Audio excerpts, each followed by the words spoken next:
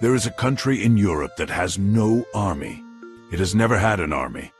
It has no air force, no navy, no military of any kind. It sits between France and Spain, two of the most historically militarized nations on the continent. And it has watched every major European war from the sidelines for 700 years. The First World War, the Second World War, the Napoleonic Wars, the Spanish Civil War.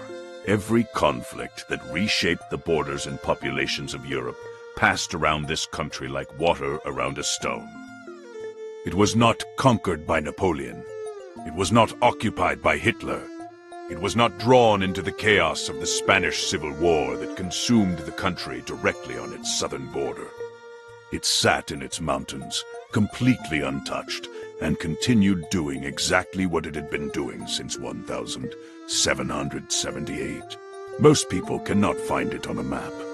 Many people are not certain it is a real country at all when they first hear about it. It has a population of 77,000 people. It covers 686 square kilometers, smaller than many cities. It has one of the highest standards of living in the world, almost no unemployment, and a crime rate so low that its police force spends most of its time dealing with traffic and lost tourists.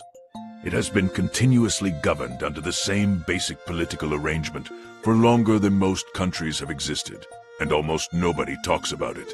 The country is called Andorra. And the question that Forgotten Files wants to ask tonight is not just what Andorra is, it is how.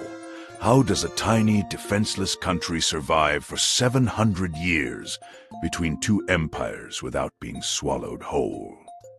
How does a nation with no military, no nuclear deterrent, and no powerful allies maintain its independence across 7 centuries of European warfare? And what does the answer to that question tell us about everything we think we know about how power and survival actually work? Welcome to Forgotten Files. Tonight, we open the file on the country that should not exist, but does.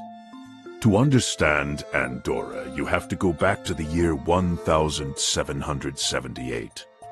At this point in history, Europe is a continent of competing feudal powers.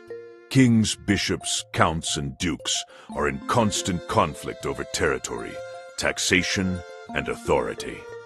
The land that is now Andorra sits in the eastern Pyrenees mountain